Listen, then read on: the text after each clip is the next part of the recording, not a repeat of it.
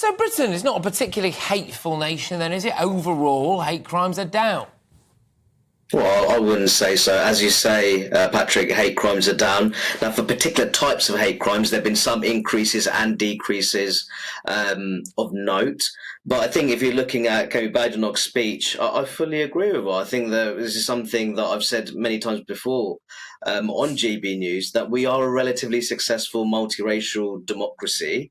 We've seen that the race-related hate crimes, even though they make up the largest portion of hate crimes, are actually down from last year.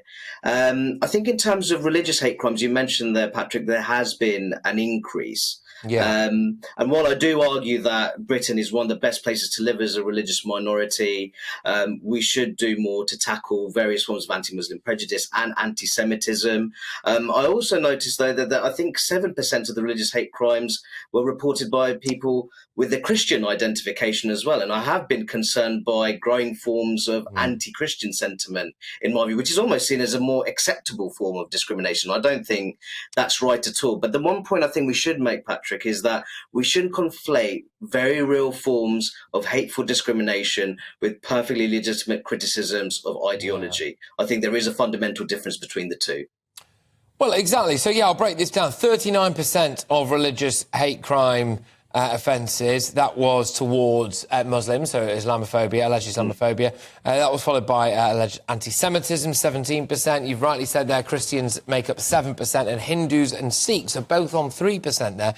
In 22% of the offences, apparently, the targeted religion was not known, so therefore I'm not entirely sure who the class. There's a lot of missing data there, yeah. As a religious hate crime, but there we go. When it comes to this now, is there an argument that says maybe people are more inclined to, take a legitimate criticism of a religion? If somebody says, something about a lack of integration, for example, or things like that, and say, this is a hate crime, I'm reporting you for a hate crime.